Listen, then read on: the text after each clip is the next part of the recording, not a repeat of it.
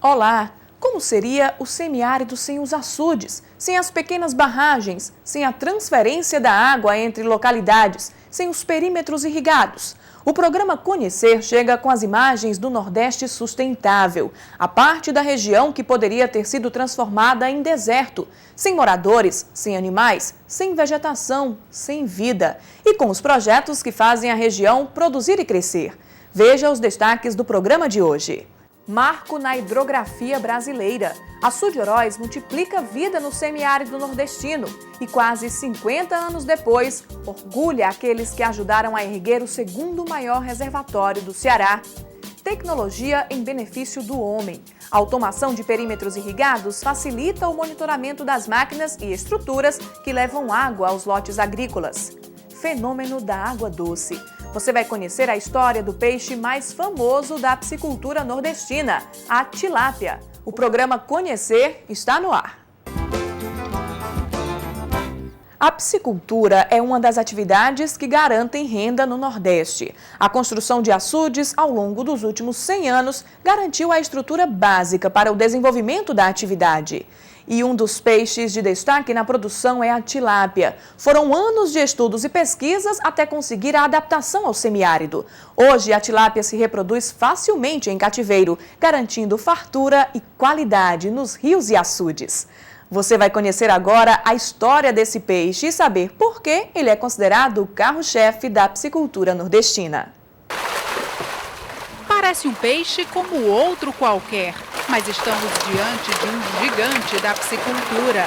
A tilápia tem características que fazem diferença na atividade. É rústica, de fácil reprodução e excelente adaptação. Aqui no Ceará é o carro-chefe da atividade. Segundo o pesquisador Pedro Eimar, responsável pelo Centro de Pesquisa em Aquicultura do DENOX, no município cearense de Pentecoste, a produção de tilápia começou em 1970, quando os primeiros alevinos foram trazidos da Costa do Marfim, na África. Eram apenas 74 peixes, mas eles se multiplicaram. Essas tilápias acabaram invadindo o Brasil por uma capacidade reprodutiva muito grande e de acomodação ao nosso clima. E aí ela praticamente virou moda e ganhou do povo o nome de cará-tilápia, justamente porque ela se parece fisicamente e é da mesma família dos ciclídeos, do acará comum, que o povo aqui chama de cará. Aí quando chegou a tilápia, como se parecia muito, o povo começou a chamar de cará-tilápia. O cará-tilápia se popularizou e foi preciso aumentar a produção. Foi aí que os pesquisadores se depararam com o primeiro obstáculo. O material que foi trazido da África foram 74 animais somente, e certamente todos não sobreviveram. Então, forçosamente houve muitos cruzamentos dentro da própria família. E o resultado disso foi que, depois de algum tempo, depois da tilápia ter tomado conta do Brasil, verificou-se que, do ponto de vista econômico, propriamente dito, da piscicultura comercial, ela estava se tornando inviável. Pedro Eimar foi buscar lá fora a solução para o problema. A tilápia perfeita para o semiárido era tailandesa. Desta vez, a bagagem de volta foi bem maior que a do passado. Em vez de 74 alevinos, ele trouxe 13 mil. É uma possibilidade muito mais ampla de manter a variabilidade genética. Aprendemos com ele a técnica de preservação da variabilidade genética, trouxemos isso para cá e hoje a tilápia é a realidade que é. A tecnologia que veio da Tailândia trouxe aqui para o Ceará fartura de peixes. É possível produzir em um só dia 100 mil larvas de tilápia, o que garante peixe para o abastecimento humano, para as pesquisas e para o povoamento de açudes, rios e lagoas. A capacidade produtiva é impressionante. Se todos os reservatórios cearenses precisarem de peixe ao mesmo tempo, há como atender à demanda. O Ceará é hoje o maior produtor de tilápia do Brasil. O Centro de Pesquisa de Pentecoste domina a tecnologia de reprodução do peixe com precisão. O ciclo reprodutivo, que dura 24 dias, começa nos tanques de repouso. Aqui, os peixes passam 10 dias sendo alimentados fartamente. É uma espécie de preparação para o acasalamento. Depois desse período, são transferidos para as gaiolas. Cada uma delas suporta 60 peixes, na proporção de um macho para cada 3 fêmeas. Esta etapa dura 14 dias, tempo suficiente para a reprodução. A fecundação dos peixes não é fecundação interna, então os peixes não têm cópula. O que é que acontece? A fêmea, quando está madura, ela encontra o casal, o par ideal, e fica com ele, faz uma espécie de ninho, ou no caso da rapa, ela escolhe um local e deposita os óvulos naquele local que ela escolheu. O macho vem então e faz a fecundação, libera o esperma em cima desses óvulos. Feita a fecundação, a fêmea imediatamente pega os óvulos que ela mesma colocou e coloca na boca. Para quê? Para proteger as crias dela contra os inimigos naturais e contra até as outras tilápias. Depois de concluída a fecundação, é hora de retirar peixes e larvas das gaiolas separadamente. Os machos vão direto para o descanso, já as fêmeas são examinadas uma por uma. É que algumas ainda podem ter ovas na boca. Quando isso acontece, é preciso retirá-las e continuar o processo artificialmente. As ovas que foram retiradas da boca do peixe lá no viveiro vêm para a incubadora. Aqui elas ficam até que as larvas nasçam. O processo é rápido, dura no máximo 72 horas. Da incubadora, as larvas vêm para as calhas, onde já estão as que nasceram dentro das gaiolas. Aqui começa uma nova e importante etapa do processo. E essa nova etapa está ligada ao mercado. Apenas 10% das larvas vão ser destinadas à reprodução. Os outros 90% vão para a engorda, são destinados ao consumo. Para isso, precisam ganhar peso e tamanho. Os pesquisadores constataram que os machos se desenvolvem 30% mais que as fêmeas. Daí a necessidade de levar para a engorda apenas peixes machos. É feita uma reversão de sexo à base de hormônio. Durante os primeiros 21 dias de vida desses pequenos peixes, eles consomem ração com uma pequena quantidade de hormônio masculinizante. Esses hormônios são biodegradáveis, com a utilização pelas bactérias, pelos fungos que existem na água, e além do mais são degradados pela luz solar. E toda essa água é submetida à luz solar. Mais ainda, os peixes que consomem nos primeiros 21 dias de vida. E eles só vão ser consumidos a partir do 6º mês de idade, que é quando eles estão prontos para ir para o mercado. Então a pesquisa já identificou de que peixes machos, naturalmente machos, contêm uma quantidade de hormônio masculinizante maior do que os peixes que foram masculinizados artificialmente. Neste viveiro, os peixes recebem a ração com hormônio e depois seguem o processo natural de desenvolvimento até chegar à panela. A fartura na panela e nas redes dos pescadores pode ser a sucessão de um milagre do passado, da época de Jesus. Há quem acredite que a tilápia é um peixe abençoado. Nessa história, ciência e crença se misturam. A tradição mostra que o peixe da pesca milagrosa foi uma espécie de tilápia, chamada Saroterodon galileus. Então, esse aí foi o peixe que Jesus Cristo fez um milagre, que os pescadores não estavam pescando nada, e ele orientou que lançasse novamente as redes, e então foi capturada uma quantidade imensa de tilápia. E isso é verdade, todo dia a gente está vendo isso aqui, onde a gente coloca tilápia nunca mais falta peixe. Então é realmente um peixe milagroso.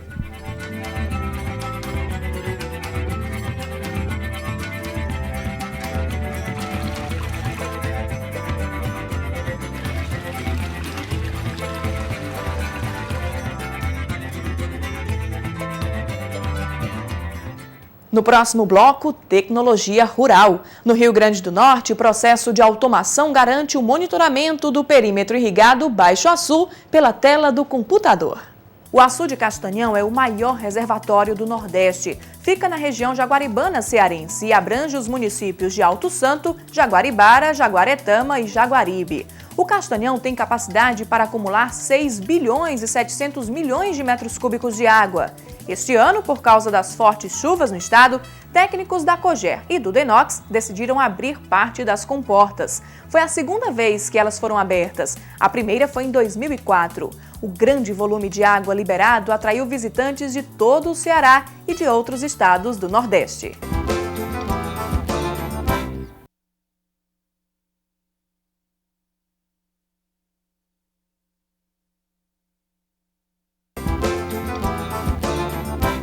Tecnologia rural. A utilização de máquinas no campo faz parte do processo produtivo. Elas preparam a terra, transportam safras, beneficiam produtos. Mas não é só nos roçados que os equipamentos estão presentes. Eles também são usados para conduzir água.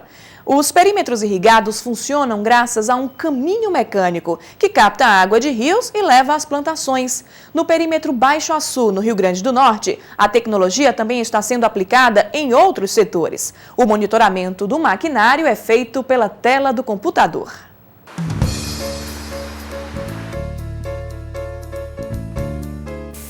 Há 100 anos, era improvável uma imagem tão forte de combate à seca e aproveitamento da terra.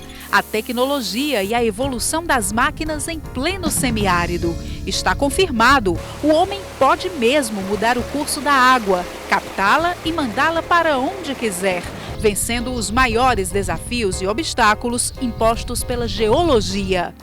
Bombas, turbinas, adutoras. Juntas, essas peças formam um gigante de ferro e cimento. O ambiente lembra uma indústria, mas todos esses equipamentos estão na zona rural.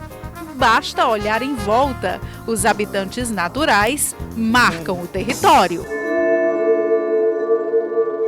O caminho mecânico foi aberto no meio do mato, pelo homem, para transferir água para lugares onde a natureza negou. É essa estrutura que abastece os chamados perímetros irrigados, grandes áreas de terra divididas em lotes, onde pequenos agricultores, empresários rurais e técnicos agrícolas plantam e colhem o ano inteiro, independente da chuva.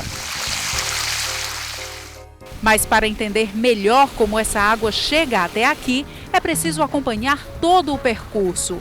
A água que abastece os perímetros vem de rios, que são represados e perenizados por açudes para seguirem seus cursos. A captação de água para os perímetros irrigados é feita nas estações principais, que ficam às margens dos rios.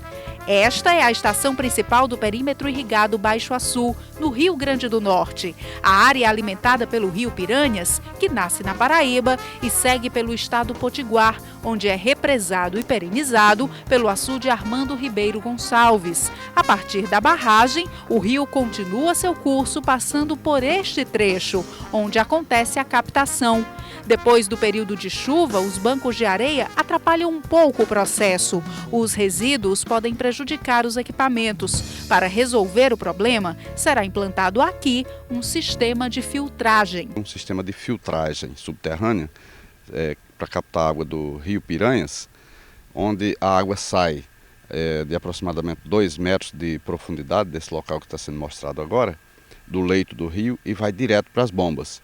Com isso, evita a entrada de produtos não desejados. Nós vamos ter uma água limpa e evita problemas como esse que vocês estão vendo agora nas imagens, banco de areia, que impede que nós façamos a irrigação até que se remova toda essa areia.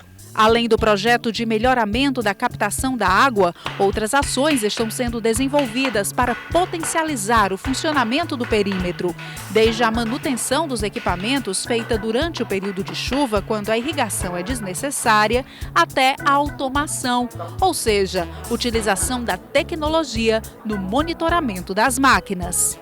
A tecnologia ajuda o homem a agir com mais velocidade. Nesta sala é feito um acompanhamento em tempo real de tudo o que acontece nas estações de bombeamento do perímetro irrigado. É possível, por exemplo, desligar ou ligar uma bomba apertando apenas um botão. O alarme indica que há algo errado. O problema aparece na tela. Pode ser uma variação da corrente elétrica, alteração no nível de pressão das bombas, incêndio ou furto. O vigia eletrônico é preciso e econômico, reduz custos. Se não tivesse montada essa automação aqui, seria, cada bomba dessa seria um bombeiro para poder trabalhar nelas. Então, como esse programa está instalado aqui, só vai precisar, no caso de 2 bombeiros, que é para estar fazendo a manutenção. O perímetro irrigado Baixo Açu foi implantado há 8 anos. Abrange os municípios de Alto do Rodrigues, Ipanguaçu e Afonso Bezerra. São 2.637 hectares, 64% do Departamento Nacional de Obras Contras Secas e os outros 36% do governo do Rio Grande do Norte. Os lotes são destinados à fruticultura, com destaque para a banana. A produtividade anual chega a 35 toneladas por hectare. São poucos os lugares, e especialmente se tratando de Nordeste, né, se tem um oásis como esse aqui. Aqui nós temos água de boa qualidade, terra fértil, e temos também toda a estrutura que foi construída basicamente pelo DENOX, com alguma participação do Estado, do governo do Estado, né, e toda essa estrutura está à disposição do agricultor. A água sai do rio e chega até os lotes com boas condições para irrigação, e nós não encontramos isso com facilidade, é uma particularidade desse local. A fertilidade da terra é facilmente comprovada pela qualidade das frutas. Basta andar um pouco pelos lotes para ser surpreendido. Vejam só o tamanho dessa graviola. Pesa 6 quilos e poderia ser ainda maior. É o que diz seu Jorge, podador do lote. De 10 a 12 quilos nós colhe aqui, sempre é o normal, é de 10 a 12 quilos. Outro destaque no perímetro é a atemoia, resultado do cruzamento da ata, também conhecida como pinha, com a xerimoia. A fruta exótica de sabor adocicado despertou a atenção dos sertanejos. Essas começaram a ser cultivadas em 2002, em apenas meio hectare. Hoje são 5, com uma produção de 3 a 4 toneladas por hectare. A atemoia pede manejo diferenciado, ela não brota da semente. O cultivo da atemoia sempre tem que a poda, né? A poda de 6 em 6 meses, ela produz sobre a poda. Se nascer uma semente no chão, não presta para botar no campo, que ela só vai se fizer o enxerto, sempre com o ramo mais bonito, o ramo, quanto mais, assim, o ramo bem maduro, para o enxerto. Porque se ela nascer 10 anos da semente, ela é plantada. E com enxerto não, com enxerto com 6 meses já produz. São 3 safras a cada 2 anos. O quilo da atemoia é vendido a R$ 2,00 para os comerciantes e revendido entre R$ 4 e R$ 4,50 ao consumidor. Nas festas de final de ano, o preço da fruta chega a R$ 12,00 o quilo, devido à grande procura. Toda a produção do perímetro Baixo Açu é vendida para Natal, João Pessoa e Fortaleza. É o resultado do caminho da água, aberto no semiárido.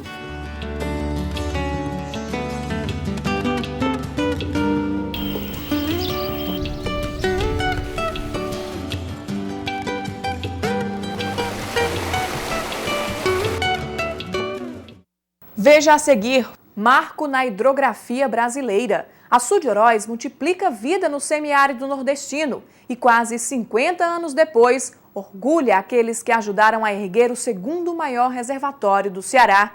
Estima-se que existam 22 mil espécies de peixes no mundo. Os primeiros surgiram há cerca de 500 milhões de anos, mas não tinham esqueleto. Somente 100 milhões de anos depois surgiram os peixes com esqueleto, atualmente representados por tubarões, arraias e esturjões.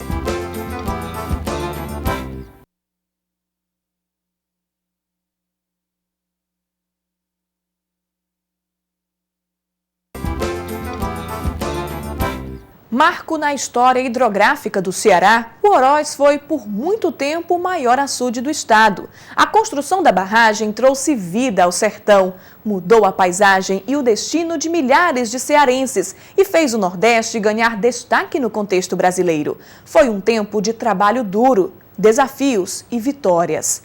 Hoje, quase meio século depois, as pessoas que ajudaram a erguer o Oroz e viram o canteiro de obras se transformar em fonte de vida sentem orgulho. Nos relatos curiosos e emocionantes, percebemos como o açude, resultado da união das mãos do homem com a natureza, é uma conquista que vai ser comemorada para sempre. O mais importante rio cearense dá as boas-vindas.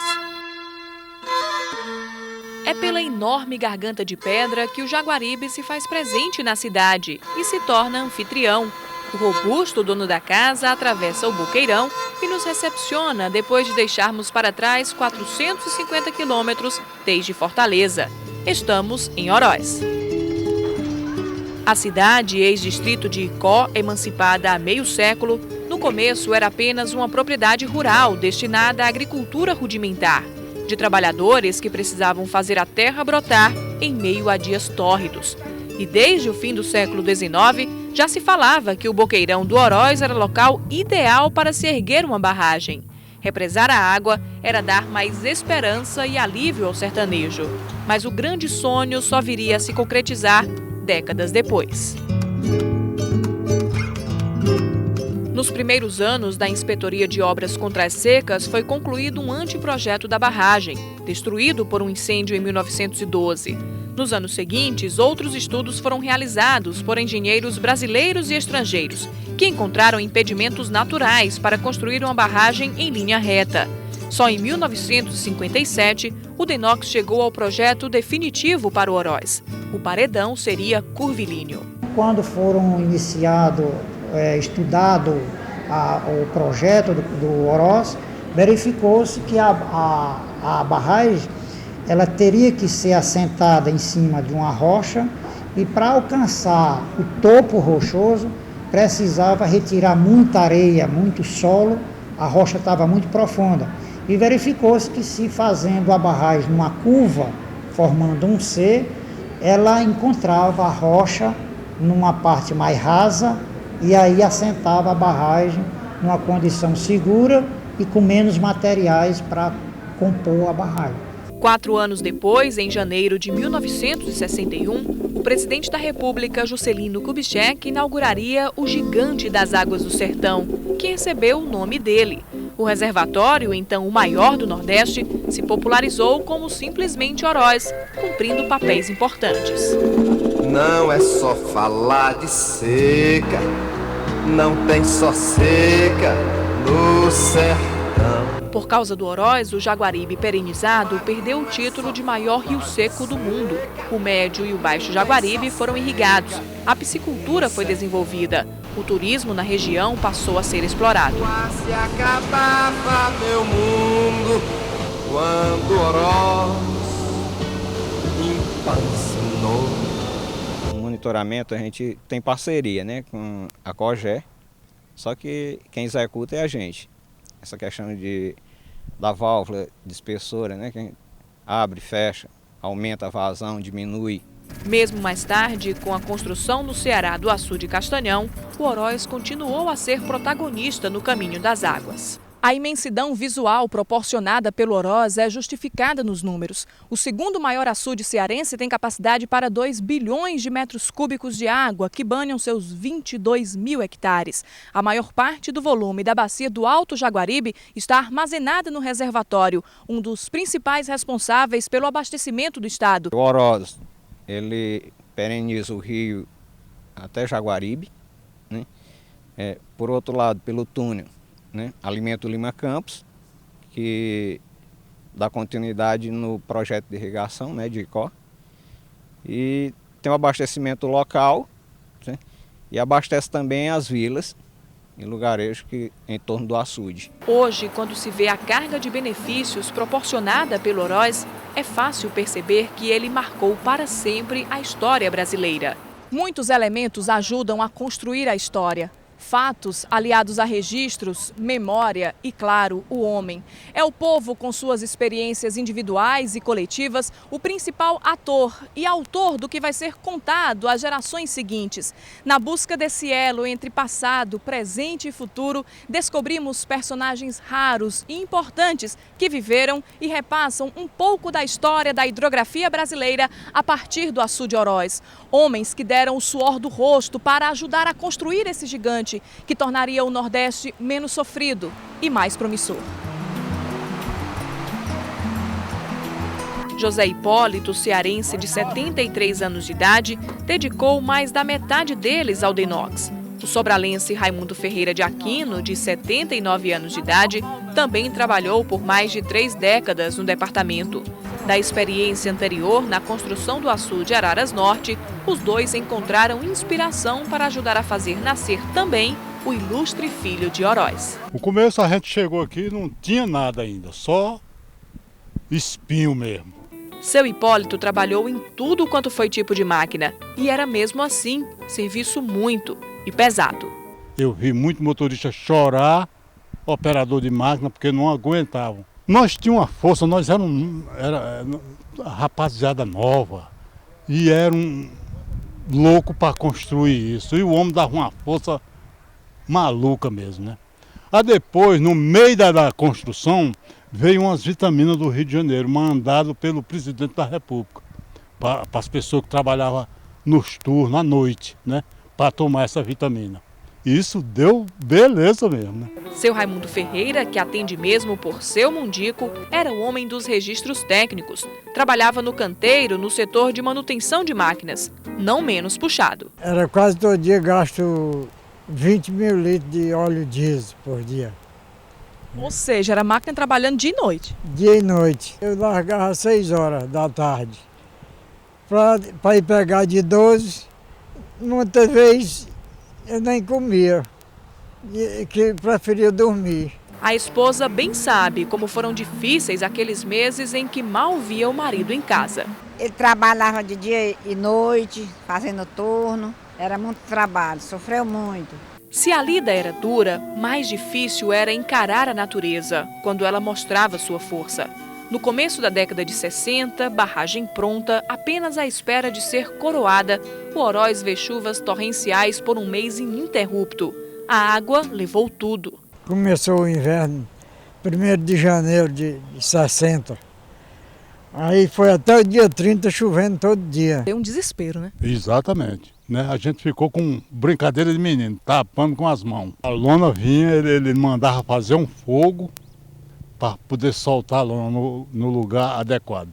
Caía, dava uma diferençazinha, mas o pessoal na rua pensava que era fardo de jabá. Tinha essa história. Apesar do desespero, não podia haver desânimo. Era preciso recomeçar as obras. E o presidente queria ver tudo de perto, tanto que de vez em quando desembarcava por aqui. Ele não avisava não, ele chegava de momento.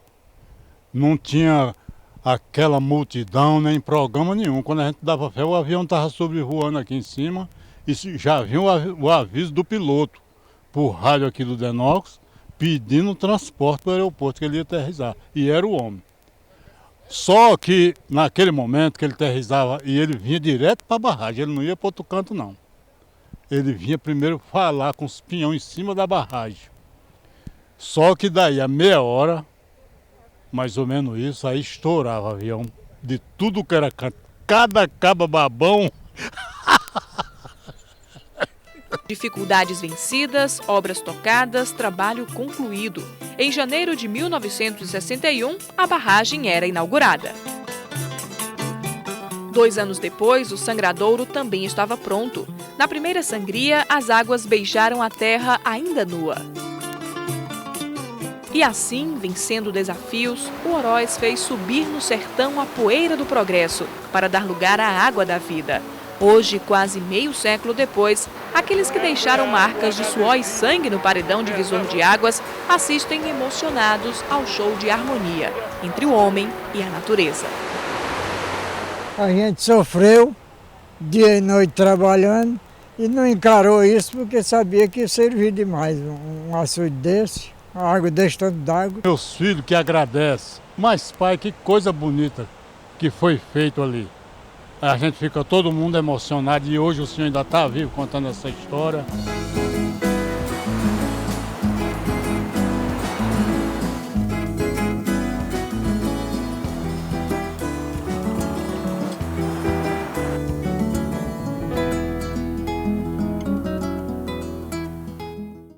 O programa Conhecer se despede aqui. Até o nosso próximo encontro.